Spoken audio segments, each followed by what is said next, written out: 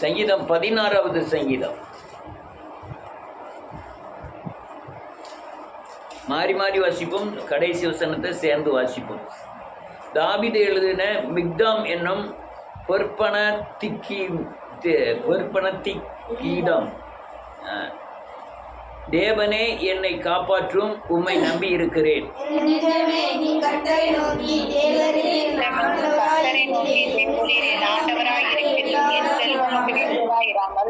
பூமியில் உள்ள பரிசுத்தவான்களுக்கும் நான் என் முழு பிரியத்தையும் வைத்திருக்கிற மகா ஆத்மாக்களுக்கும் அது வேண்டியதாய் இருக்கிறது என்று சொன்னாய்.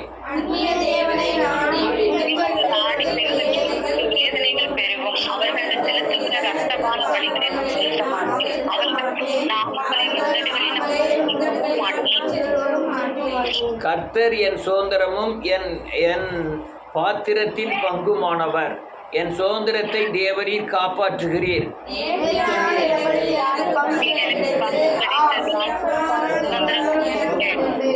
எனக்கு ஆலோசனை தந்த கர்த்தரை துதிப்பேன். ராக்காலத்திலும் என் உள்ளித்திரியங்கள் என்னை உணர்த்தும்.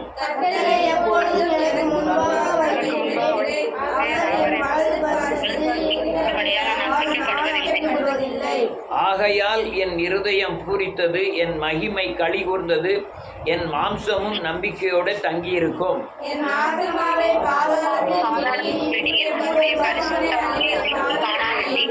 சேர்ந்து வாசிப்போம். ஜீவ மார்க்கத்தை எனக்கு தெரியப்படுத்துவீர். உம்முடைய சமூகத்தில் பரிபூர்ண ஆனந்தமும் உம்முடைய வலது வருஷத்தில் நித்திய பேரன்பமும் உண்டு. எல்லாரும் உட்காரலாம்.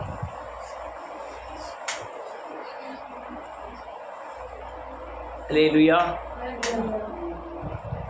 இயேசுவின் நாமத்தினாலே இந்த கர்த்தாவே இறக்கி செய்தார். இயேசுவின் நாமத்தினாலே இயேசுவின் நாமத்தினாலே ஸ்தோத்திரம். கிறிஸ்துவ ஜீவியம் மட்டுமல்ல, எல்லா ஜீவியத்திலும் உபத்திரவங்கள் உண்டு, பாடுகள் உண்டு. நம்ம இருளின் பகுதிக்கு போகிறது நமக்கு தெரியாதனால அநேகர் இருளில் போய் அடிபட்டு காயப்படும் பொழுது தான் விடுதலை அடைவதற்காக தன்னுடைய பாவத்தை அறிக்கை செய்து பரிசுத்தமாகி தேவ ஆலோசனையை பெற்று அல்லது தேவ வெளிச்சத்தை பெற்று விடுதலை அடைகிறார்கள். அந்த அநேக நேரங்களில் இந்த காரியத்தில் நான் சரியாக நடந்திருந்தால் இந்த பிரச்சனையை சந்திக்க வேண்டாமே அப்படின்னு நம்ம நினைக்கிறதெல்லாம் உண்டு.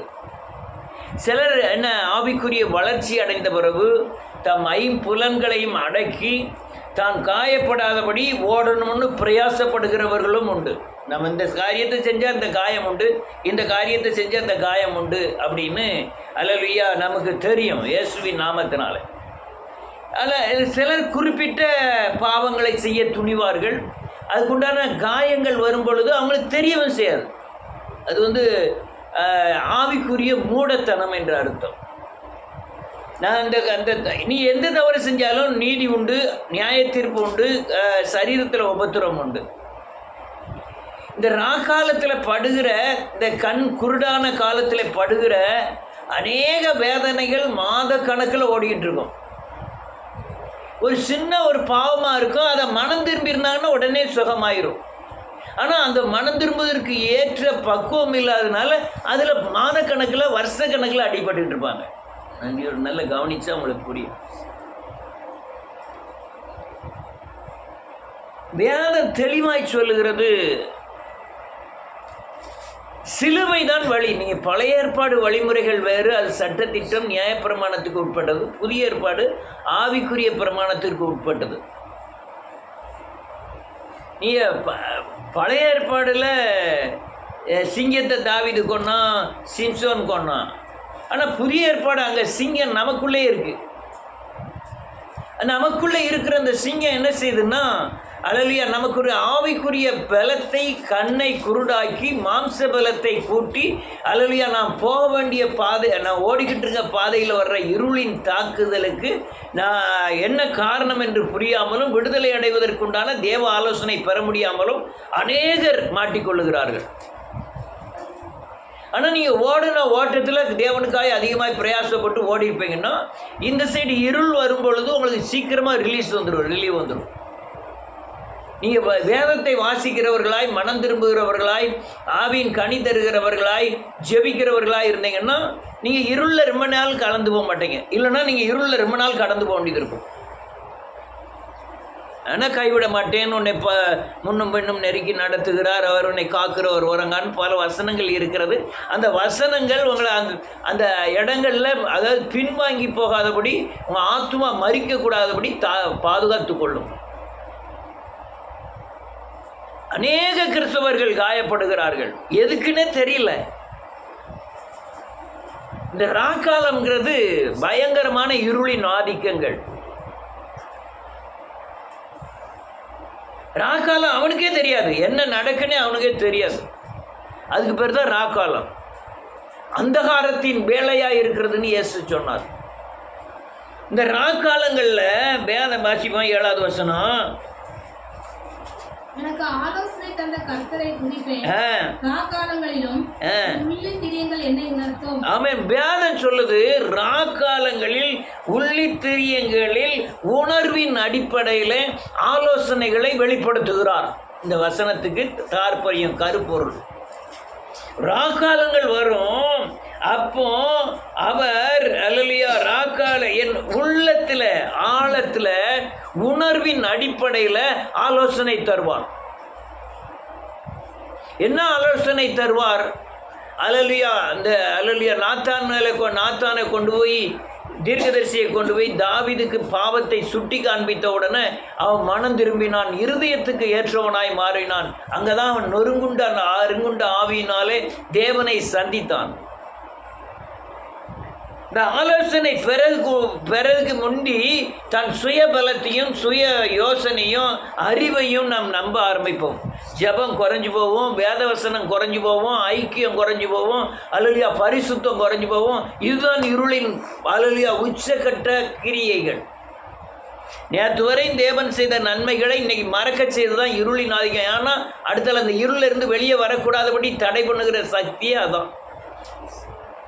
தேவனுடைய கிரியைகளையும் தேவனுடைய மகத்துவங்களையும் மறக்க செய்து நீ இருளிலே ரொம்ப நாள் இருக்கும்படியாய் செய்வான் பிசாசானவன்.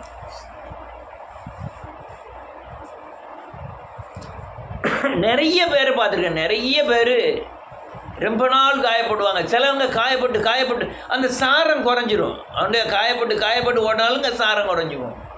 நீங்கள் ரொம்ப நாள் காயப்பட்டுக்கிட்டு இருந்தாலும் அப்பவும் உங்களுக்கு சாரம் குறையும். நீங்கள் காயப்படுவது, இருளின் ஆதிக்கம் வருவது, அதாவது பிசாசின் தாக்கல் வருவது இயல்பு. ஏன்னா நம்ம உலகத்தில் இருக்கோம், உலகம் பிசாசுக்குள்ளே இருக்குது, பிசாசன் ஆளுகைக்கு இந்த உலகம் உட்பட்டு. நான் இயேசுவின் உலகத்தில் இருக்கேன், என்னுடைய ராஜ்யம் வேறு, அதனால் நான் பிசாசினால் தாக்கப்படுவேன், இருளின்குள்ளே போவேன். ஆனால் வழிமுறைகளை தேவன் ஆலோசனையின்படி எனக்கு தரணும். இப்போ அநேகர் நம்ம இதில் மற்ற சர்ச்சுகளில் பாதிக்கப்பட்ட மாதிரி நம்ம சர்ச்சில் யாருமே பாதிக்கப்படலை. காரணம் இந்த எப்போமாவது மனம் திரும்புதல்ல, அதில் தான் நம்ம பாதுகாக்கப்படுகிறோம். என்னைக்காவது கூட்டி சேர்ந்து மனம் திரும்புகிறோம், என்னைக்காவது உணர்த்தப்படும் போது மனம் திரும்புகிறோம். சிலர் அநீதியில மனம் திரும்புதல் இருக்காங்க. இவங்களுக்கு ஆத்ம கண்கள் வெளிச்சம் உண்டாகி தன் பாதையை செவ்வைப்படுத்தி கொள்ளுகிறார்கள். அதனால் இவங்க இந்த நம்ம சபையில் அநேகர் அடிபடலை, காயப்படலை. நீ வேறு சபைகள்லாம் பாருங்கன்னா வாழ்க்கை இழந்து, அல்லேலூயா வேலை இழந்து, பிள்ளைகளுடைய அல்லேலூயா அடங்காம தன்மைகளை கண்டு அப்படின்லாம் நீங்கள் எல்லா சர்ச்சிலையும் பார்க்கலாம். அந்த தன்மை நமக்கு இல்லை. அந்த அந்த தன்மைக்குள்ளே தேவன் நம்மை விடலை. காரணம், ஒரே காரணம், அவர் அந்த அநேக ஆலோசனைகள், அநேக சத்தியத்தின் ஆலோசனைகள், அடுத்தால மனம் திரும்புதல்கள், நீங்கள் வேதவசனத்தை பின்பற்றணுங்கிற தன்மைகள். ஆனால் இப்போ கொஞ்சம் சாரம் குறைஞ்சி போச்சு. கொஞ்சம் ரொம்ப நாளாக ஆட்கள் பூரா 10 மணின்னா 10:30 11 மணி வந்துக்கிட்டு இருந்தாங்க. பிறகு அது கண்டிஷன்லாம் பண்ணி கரெக்டாக எல்லோரும் 10 மணிக்கு வந்துக்கிட்டு இருந்தாங்க. திருப்பி இப்போ 10:30 ஆரம்பிச்சிட்டாங்க. அல்லேலூயா. நீங்கள் ஆளே காணலை, ஆட்களே ஒருத்தரும் காணலை. இது காயப்பட்டு நம்ம லைனுக்கு வருவதை விட நம்ம காயப்படுவதுக்கு முந்தைய மனுஷனை நம்பிலாம் வரக்கூடாது. என் தேவனை சந்திக்க போகிறேன், தேவ பிரசன்னத்தில் இருக்க போகிறேன், தேவனை மகிமைப்படுத்த போகிறேன், நான் விடுதலை அடைவேன், என்னை பாதுகாப்பார். இந்த விசுவாசத்தின் அடிப்படையில் தான் தேவனுடைய பாதத்தில் வரணும். பழைய குருடி கதவை திரடின்னு சொல்லுவாங்க. என்ன அர்த்தம்?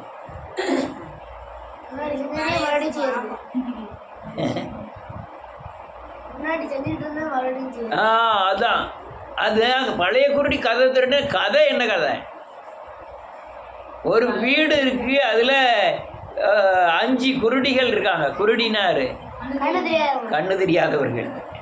இப்போ உள்ள ஆள்களுக்கு அப்படிதான் சொல்லியிருக்காங்க.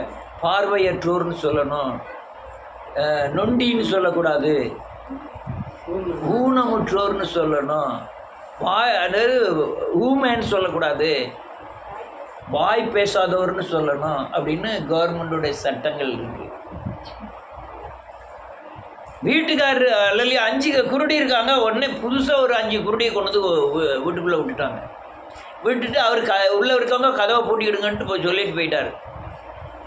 சொல்லிட்டு போன உடனே டக்குன்னு வீட்டுக்காரர் வந்தார். ஏம்மா கதவை துறங்க அப்படின்ட்டு இருக்காங்க. இருந்திருக்காரு அவர் வீட்டுக்காரர். இந்த புதுசாக வந்தவா அந்த உச்சவராக தடவி அங்கே தடவி இங்கே தடவி கதவு எங்கே இருக்குன்னு தெரியல. உள்ளே இருந்துட்டு சொல்லலாம், ஐயா கதவு எங்கே இருக்குன்னு தெரியல அப்படின்னா, ஓஹோ நீ புது குருடி. பழைய குருடிக்கு அவளுக்கு ஆட்டோமேட்டிக்காக தெரியும் கதவு தாப்பா எங்கே இருக்குது எல்லாம்னு. அதே மாதிரி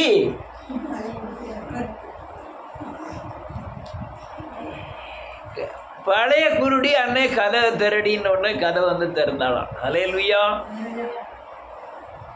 இந்த உள் உணர்வு மிகவும் முக்கியமானது. உங்கள் நடப்பு வாழ்க்கையில் உள் உணர்வு, தேவனை பயப்படுகிற உணர்வு, அல்லேலூயா, தேவனை பின்பற்றுகிற உணர்வு, பாவத்தை விட்டு விலகிற உணர்வு மிக மிக அவசியமானது. நான் நேற்று பேசிக்கிட்டு இருக்கும்போதே அவங்க நான் பாதிக்கப்படக்கூடாதபடி என்னை காத்து கொள்வது என் உள் உணர்வு. நான் அடுத்த ஆள்கிட்ட பேசிக்கிட்டு இருக்கும்போதோ, உலகத்தில் நான் போய்கிட்டு இருக்கும்போதோ, உலகத்தில் எதையோ பார்க்கும்போதோ, அல்லது யார்கிட்டையோ பேசும்போதோ, அவங்கள்ட்டேருந்து எந்த தாக்குதலும் என்னை தாக்காதபடி என்னை பாதுகாத்து கொள்வது எனக்கு உள்ள உள் உணர்வு. எச்சரிக்கை. அதுக்கு தான் ஆவியானவர் கொடுக்கப்பட்டிருக்கிறார். வேதம் சொல்லி எச்சரிக்கை, மௌன எச்சரிக்கை, இங்கே பேசு, இங்கே உட்காரு, இங்கே நில்லு, இங்கே நிற்காத அப்படின்னு உள் உணர்வு கொடுக்கும். அல்லேலூயா. அநேக நேரம் ராக்காலங்களில் இந்த உணர்வே அநேகருக்கு அற்றுப்போகும். ராக்காலம்னா இருளின் காலங்கள். அநேகத்துக்கு தேவன் என்னோடு கூட இருக்கிறாராங்கிற சந்தேகமாக வந்துடும் இந்த உபத்திரவத்தின் காலங்களில். அநேக காரியங்கள் அவர் நடத்திக்கிட்டே இருப்பார். நீங்கள் ஆனால் நீங்கள் இருளில் இருக்கிறதுனால, தேவ வெளிச்சத்தில் இருக்கிறதுனால, தேவன் நமக்கு செய்கிற காரியங்கள் அநேகருக்கு புரியாததுனால அநேகர் ஜெபம் பண்ணால் கூட செய்வாங்க, ஆண்டவரே உங்களுக்கு கண்ணு இருக்கா, காது இருக்கா, நான் இவ்வளோ கத்துதானே, உங்களுக்கு கேட்க மாட்டேங்க, நீர் என்னை பார்க்க மாட்டேங்கிறாரு, நான் எவ்வளோ ஜெபம் பண்ணேன், எவ்வளோ ஓடினேன் அப்படிலாம் சொல்லுவாங்க. ஆனால் அந்த சூழ்நிலையை விட்டு கடந்து வந்த பிறகு திரும்பி பார்த்தோம்னா அந்த இருளின் ஆதிக்கத்திலிருந்து வெளியே கொண்டு வந்தது தேவன். அப்புறம் தான் தெரியும், ஓஹோ இவ்வளோ பெரிய நோயிலிருந்து, இவ்வளோ பெரிய குடும்ப பிரச்சனையிலிருந்து, இவ்வளோ பெரிய சூழ்நிலையிலிருந்து நான் எப்படி வந்தேன் அப்படிங்கிறது நமக்குள்ளே நினைக்க தோணும். அந்த உள் உணர்வை கெடுத்து தேவ ஆலோசனையை தடை பண்ணி பிசாசானவன் நம்மை வஞ்சிக்கிறான். ஆனால் உள் உணர்வு தேவ ஆலோசனை தந்த பிறகு திரும்பி பார்த்தா நமக்குள்ளே தான் தேவன் இருந்திருப்பார். அல்லேலூயா. நமக்குள்ளே இருந்திருப்பார். சில குடும்ப பிரச்சனைகளை தீர்க்கவே முடியாது, எல்லார் குடும்பத்திலையும் வரக்கூடியதான். அப்படி இப்போ பிரச்சனை இல்லாத குடும்பமே கிடையாது. உட்கார்ந்து அறிவின் படி யோசனை பண்ணி பார்த்தாலும் அந்த பிரச்சனைக்கு உண்டான தீர்வுக்கு உண்டான ஆலோசனை நமக்கு கிடைக்க வச்சாது. அல்லேலூயா. அவர் முன்னால் நம்ம பாட்டில் உட்காந்துட வேண்டியதான். வாசிமா அடுத்த வசனம், 8வது வசனம். போதும், இருள் வந்துட்டுனா எப்பவும் அவரை முன்னால் வச்சிட வேண்டியதான். முன்னாலன்னா முக்கியத்துவம், முன்னாலன்னா முதலில், முன்னாலன்னா எல்லாரை விட அவரை நம்புவது, அல்லேலூயா, முன்னால்னா அல்லேலூயா இந்த உலகத்தின் எல்லா சக்தியை காட்டிலும் நம்முடைய சூழ்நிலைக்கு ஏற்ப, ராக்காலங்களுக்கு ஏற்ப அவரை பூரணமாய் நம்புவது. அவன் தாவீது ராஜா சொல்றான், இவ்வளவு பிரச்சனை வந்துட்டு, தாவீதுடைய சங்கீதம் தான், இவ்வளோ பிரச்சனை வந்துட்டு அல்லேலூயா, நான் ஒன்னே ஒன்று செஞ்சேன், அவருக்கு முன்பாக, எனக்கு முன்பாக அவரை வைத்தேன், அவருக்கு முன்பாக நான் இருக்கிறேன். எலியா சொன்னான், தேவனுக்கு முன்பாக நிற்கிற நான் சொல்வதாவது அப்படின்னா, எப்பவும் அவரை முன்னால வைக்கிறோம்.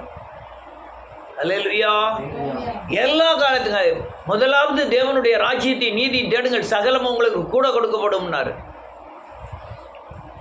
அல்லேலூயா. ஒரு பரிசுத்தத்துக்கு தேவனை முன்னால் வைக்கணும், அன்புக்கு தேவனை முன்னால் வைக்கணும், அல்லேலூயா. தான் பிரச்சனைகளுக்கு தேவனை முன்னால் வைக்கணும், உலகத்தின் பாடுகள் வரும்போது தேவனை முன்னால் வைக்கணும். எக்காலத்திலும் கர்த்தரை சோத்தரித்து எப்போதும் துதி நாவில் இருக்கும்னு தாவீது ராஜா சொன்னான். அதான் முன்னால் வைப்பதின் அடையாளம். அநேகர் ஜெபம் பண்ணது பார்த்துருக்கோம், 1 மணி நேரம் பயங்கரமான ஜெபம் இருக்கும், அடுத்த நிமிஷம் வார்த்தை, கசப்பு வார்த்தைகள், கோப வார்த்தைகள், அல்லது அநீதியான வார்த்தைகள், நியாயமற்ற வார்த்தைகளை பேசி அவங்க முதல்ல ஜெபம் பண்ணதுக்கும் அவங்க நடப்புக்கும் எந்தவித சம்பந்தமும் இருக்காது. மூடத்தனமும் பாவமே, துன்மார்க்கமும் பாவமே, அவிசுவாசமும் பாவமே, சத்தியத்தை மீறுகிற காரியமும் பாவமே, அநீதி எல்லாமே பாவம். அதனால் முன்னால் வைக்கணும். நான் 1 மணி நேரம் ஜெபம் பண்ணுவியா? அல்ல, எப்பவும் ஜெப சிந்தையாகவே இருக்க வேண்டும். எப்பவும் அவருக்கு முன்னால் வச்சுக்கிட்டே இருக்கணும். அநேக பாவங்களுக்கு, உலகத்தின் சக்திகளுக்கு நீங்கள் தப்பித்துக் கொள்வீர்கள் அவரை முன்னால் வச்சுருந்தா. வாசிப்போம் ஒரு வசனம், அதே சங்கீதத்தின் வசனம் 73வது சங்கீதம்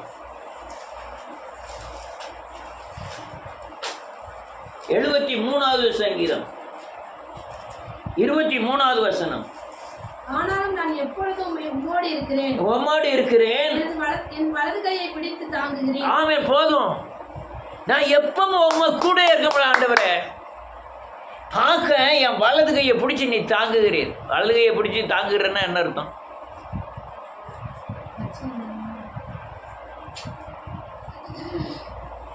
அல்லேலூயா.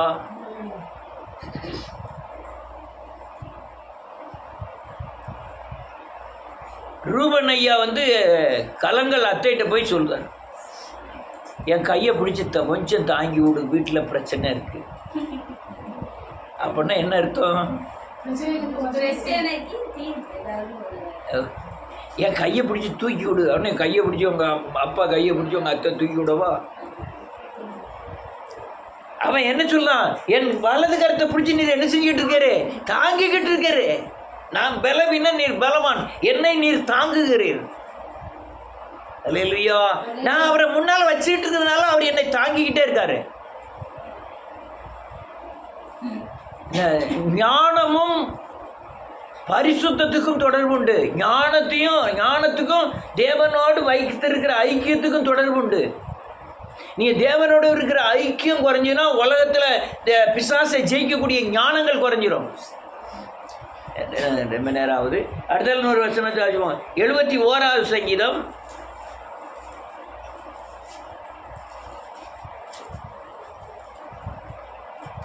6வது வசனம்.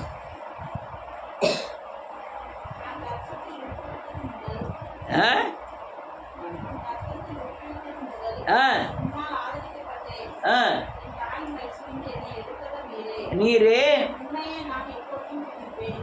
அவர் என்ன சொல்றான்னா, இந்த 16 வயசுல சிங்கத்தை கொல்லும்போது மட்டுமல்ல, 30 வயசுல ராஜாவான மட்டுமல்ல, என் கற்பத்தில் நீர் பார்த்துருக்கிற ஆண்டவரை. அல்லேலூயா. என்னது? கற்பத்திலே அவமால ஆதரிக்கப்பட்டேன். ஆமென். நீர் பராமரித்தீர், என்னை எடுத்தீர். அதனால கர்த்தரை என்ன செய்வேன்? துதிப்பேன், எப்பவும் துதிப்பேன். நீ இந்த நான் இப்போ சொல்கிற லைன் பூரா உங்கள் இருளின் ஆதிக்கத்துக்கு ஜெயிக்க உண்டான வழிகள். நீங்கள் கர்த்தரை முன்னால் வச்சுருக்கீங்கன்னா உங்கள் இருளில் இருந்து நீங்கள் தப்பித்து கொள்ள முடியும். அநேகர் முன்னால் வைக்கிறது இல்லை. அநேகர் வேலையா முதல்ல பணம் இல்லையா, விசுவாசம், நம்பிக்கை, பின்பற்றுதல், அல்லையா பாவத்துக்கு பயப்படுதல், தேவன் என்னை தண்டி பார்க்கிற எண்ணம், இதெல்லாம் தான் உங்களை முன்னால் வைக்கக்கூடிய சூழ்நிலைகள், முன்னால் வைக்கக்கூடிய காரியங்கள். அல்லேலூயா, இதெல்லாம் முன்னால் வைக்கக்கூடிய காரியங்கள். அடுத்தால இன்னொரு வசனத்தை வாசிப்போம். அல்லேலூயா, 34 சங்கீதம் 1வது வசனம்.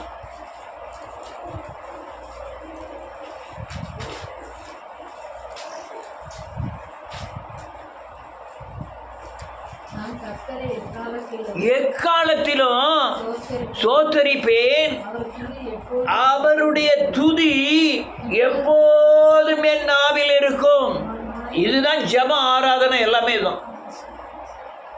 நீ ஆராதனை பண்ணி சர்ச்சில் வந்து ஐக்கியப்பட்டு ஆராதனை பண்ணுறது, எப்பவும் ரெகுலரான ஆராதனை, எக்காலத்திலும் கர்த்தரை சோத்தரிப்பது, எப்போதும் அவரை உயர்த்துவது, அதுதான் சரியான ஒரு முறைமையான ஆராதனைகள். நல்லா ஆராதிப்பாங்க, ஆனால் அவங்க வாழ்க்கை முறைக்கும் அவங்க ஆராதனைக்கும் சம்மந்தமே இருக்காது.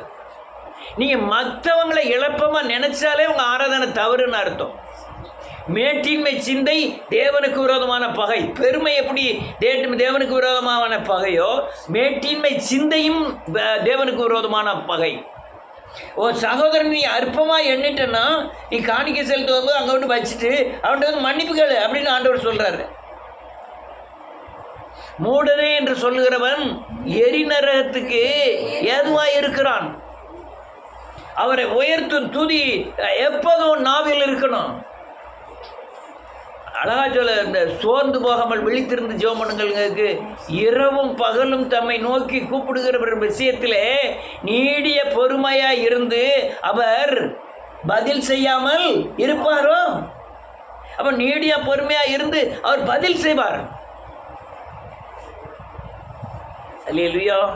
முன்னால் வைங்க, ஆண்டவரை எப்பவும் முன்னால் வைங்க. எக்காலத்திலும் அவரை ஸ்தோத்தரிங்கள், எப்போதும் துதி, உயர்த்துகிற துதி உங்கள் நாவில் இருக்கட்டும். அல்லேலூயா. தேவனுடைய ராஜ்யத்தையும் அவருடைய நீதியும் முதலாவது தேடுங்கள். இந்த உலகத்தில் உள்ளது பூரா குப்பைகள், அவ்வளவு சகலமும் கூட கொடுக்கப்படும். நீ சொன்ன மாதிரி உலகத்தில் தன் இஷ்டமானவனுக்கு பிசாசு ஆசீர்வாதத்தை கொடுக்குறான். அம்பானி யார் தெரியுமா? பெட்ரோல் பல்கில் பெட்ரோல் பிடிச்சவன், வேலை பார்த்தவன் பெட்ரோல் பல்கில்.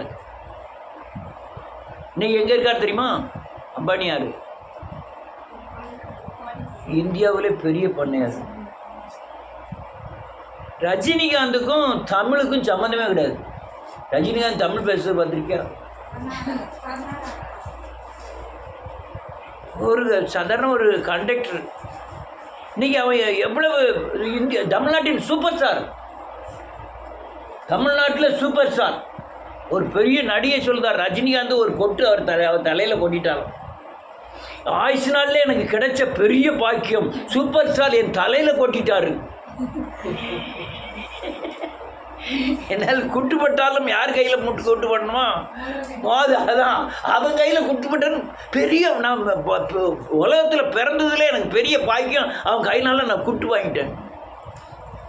எம்ஜிஆர் யார் தெரியுமா? நாடக தேட்டரில் சுண்டல் வித்தவர்.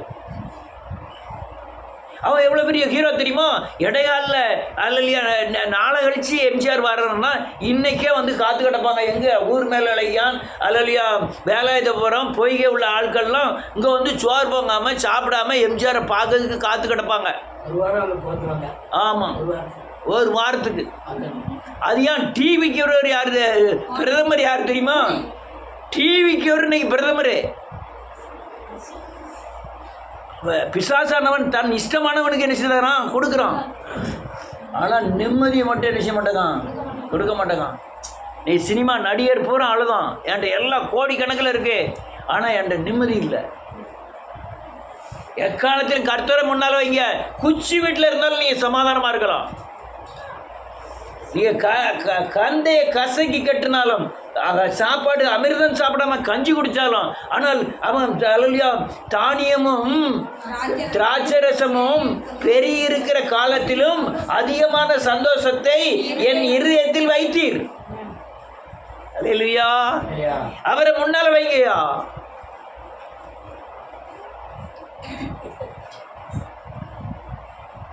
வாசிக்கலாம் 16வது சங்கீதம் 8வது வசனம். கர்த்தரை எப்பொழுதும் எனக்கு முன்பாக வைத்திருக்கிறேன். அவர் என் வலது பரிசத்தில் இருக்கிறபடியால் நான் அசைக்கப்படுவதில்லை. நான் முன்னால வச்சேன், எனக்குள்ள பாதி அவர் தான் இருக்காரு. எனக்குள்ள பாதியே அவர் தான் இருக்காரு. அதான் நான் பாதி பாவம் செய்தா பாதி பரிசுத்தமா இருக்கேன். பாவத்துக்கும் பயப்படுதான் நான் பாவமும் செய்கிறேன். அவர் நான் முன்னால் வைக்கிறதுனால எப்போதும் எனக்கு முன்பாக வைத்திருக்கிறேன். அவர் என்னுடைய வலது வருஷத்தில் இருக்கிறார். அதனால நான் கீழே விழுந்தாலும் தள்ளுண்டு போவதில்லை. அல்லேலூயா. நான் கீழே விழுந்தாலும் தள்ளுண்டு போவதில்லை. நான் கீழே அல்லேலூயா பலவீனப்பட்டாலும் பலவீனம் அடைவதில்லை. அல்லேலூயா. வேதம் தெளிவாய் சொல்லுறது, கர்த்தரை எப்போது எனக்கு முன்பாக வைத்திருக்கிறேன், அவர் என் வலது வருஷத்தில் இருக்கிறபடியால் நான் ஒரு நாள் அசைக்கப்பட மாட்டேன். அல்லேலூயா. ஆனால் ஒவ்வொரு ஆளுக்கும் புயல் வருதை பார்த்தா பயங்கர புயல், சகிக்கவே முடியாத புயல். அல்லேலூயா. சகிக்கவே முடியாத புயல், சத்தம் வியா வியா வியா வியாங்க. அல்லேலூயா. அல்லேலூயா. வேதம் தெளிவா அல்லேலூயா தெளிவா சொல்லுது. புயல் பயங்கர புயல் வருது. எதை முன்னால வைக்க போறோம் அதான் முக்கியம். தம்பி உடையான் படைக்கஞ்சான் தம்பி வச்சிருவோமா, பிள்ளைய வச்சிருவோமா, பணத்தை வச்சிருவோமா, நம்முடைய சுய அறிவை வச்சிருவோமா, எதுல எல்லாமே தோத்து போவோம். ஆனால் நீ முதலாவது தேவனுடைய ராஜ்யத்தை நீதியும் தேடினால், முதலாவது தேவனை தேடினால், அவர் உன் வலது பரிசியமாகிய உனக்குள் இருந்து அல்லேலூயா அசைக்க கூடாதபடி செய்வார். அல்லேலூயா. எத்தனையோ பலவீனம் வந்தது, 1 2 ஏகப்பட்ட பலவீனங்கள், ஒன்றுமே அசைக்கலை. எல்லாத்திலையும் தேவன் நின்று யுத்தம் செய்தார், விடுவித்தார். அல்லேலூயா. அதனால் இப்போ 7:8 வாசிக்கலாம். எனக்கு ஆலோசனை தந்த கர்த்தரை துதிப்பேன். ராத்தாலங்களிலும் ஆமென் உணர்த்தும். கர்த்தரை எப்பொழுது எனக்கு முன்பாக வைத்திருக்கிறேன். அவர் என் வலது வருஷத்தில் வீற்றிருக்கிறபடியால் ஆமென். நான் இப்படி சொல்லுமா, இப்படி வாசிக்கிற மாதிரி வாசிங்க.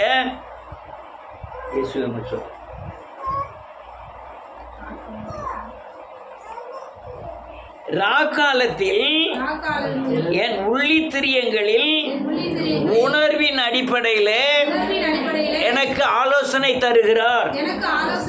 நான் அவரை எப்போதும் எனக்கு முன்பாக வைத்திருக்கிறேன், என்ன முதலாவது வைத்திருக்கிறேன். அதனால் அவர் எனக்குள் பாதி அளவிலே அவர் தங்கி இருக்கிறார். அதனால் நான் அசைக்கப்படுவதே இல்லை. என்ன யாராவது சொல்லுங்க பார்ப்போம், சொன்ன முடிச்சுடுவோம்.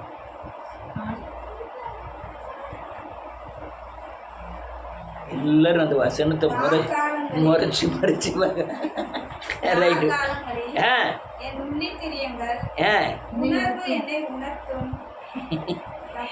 உணர்வினால் ஆலோசனையை வெளிப்படுத்துகிறார். ராக்காலத்தில் உள்ளித்திரியங்களில் உணர்வின் அடிப்படையிலே ஆலோசனை தருகிறார். எப்போதும் இல்ல இல்லை, ஆலோசனை தருகிறார். அது துதிக்கிறது இருக்கட்டும். ஆலோசனை தருகிறார். என்ன ஆலோசனை தருகிறார்னா, எப்போதும் என்னை முன்னால் வச்சுக்கோ. எப்போதும் யாரை வைக்கணும்? அதான் ஆலோசனை. அப்படி வச்சா எனக்குள்ள பாதி அளவு யார் இருக்கா? இயேசு தான் இருக்கிறார். அந்த பாதி அளவு எனக்குள்ள இருக்கிறதுனால வெளியே இருக்க புயலோ அலைகளோ பிரச்சனையோ என்ன செய்வதில்லை, அசைக்குவதில்லை. ஏன்னா பாதி யார் இருக்கா? ஏசப்பா இருக்கிறாரு. அதுதான் ஆலோசனை. எது ஆலோசனை? ராக்காலத்தில் தருகிற ஆலோசனை என்ன? அவரை முதல்ல வை, முதல்ல அவரை தேடு, முதல்ல அவர்கிட்ட போ. இதுதான் அவர் ஆலோசனை. அல்லேலூயா.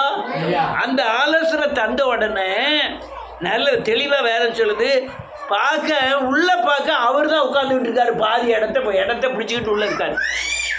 அல்லேலூயா. அப்போ உலகத்தில் இருப்பவனை பார்க்கிலும் அவர் இருக்கிறதுனால என்ன செய்யப்படுவதில்லை? எதுல அசைக்கப்படுவதில்லை?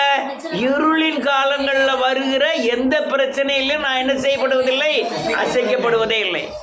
எனக்கு இருள் வரும்போது எனக்குள்ள இருக்கிற தேவனை எனக்கு தெரியல. நான் காலி டப்பாவெல்லாம் இருக்க போட்டிருக்கு. எல்லாரும் கைவிட்டுட்டாங்க. ஐயா, அண்ணன் தம்பி சாதி ஜனம் எல்லாம் கைவிட்டாங்க. எங்கேயோ வந்துட்ட போல் இருக்கேங்கிறது தான் இருள். இல்லை, எனக்குள்ள தேவன் இருக்கிறாருங்கிறது தான் என்னது? வெளிச்சம். அவர் எனக்குள்ள இருக்கிறான்னு சொன்ன உடனே நமக்கு ஒரு தைரியம் வந்தாச்சு. அல்லேலூயா. நீ நன்றியோடு கூட இந்த தேவன் நமக்குள் இருந்து செய்கிற காரியங்கள் பயங்கரமாக இருக்கும். அவர் அந்த அசைக்கக்கூடாதபடி செய்கிறதெல்லாம் பெரிய காரியங்கள். அல்லேலூயா. இந்த தற்கொலைகள், குடும்பத்தில் பிரச்சனைகள், சண்டைகள் எல்லாம் என்ன? நான் திக்கட்டணும், நடுவில் நிற்கணும், என் பலம் இல்லாமல் இருக்கணும் அப்படின்னு நினைக்கிற காரியங்கள் தான். ஆனால் நமக்குள்ளே இருக்கிறன்னா மௌனம் ஆயிடுவான். அல்லேலூயா. என்ன எங்களுக்குள்ளே எடுக்கணும்னா எடுத்துட்டு போ, அடிக்கியா அடிச்சுட்டு போ, ஏசிட்டு போ. எனக்குள்ளே யார் இருக்காரு? நான் இழந்து போனது எல்லாத்தையும் திரும்ப என்ன செஞ்சுக்கிடுவேன்? பெற்றுக்கொள்வேன். அதனால் நான் என்ன செய்யப்படுவதில்லை?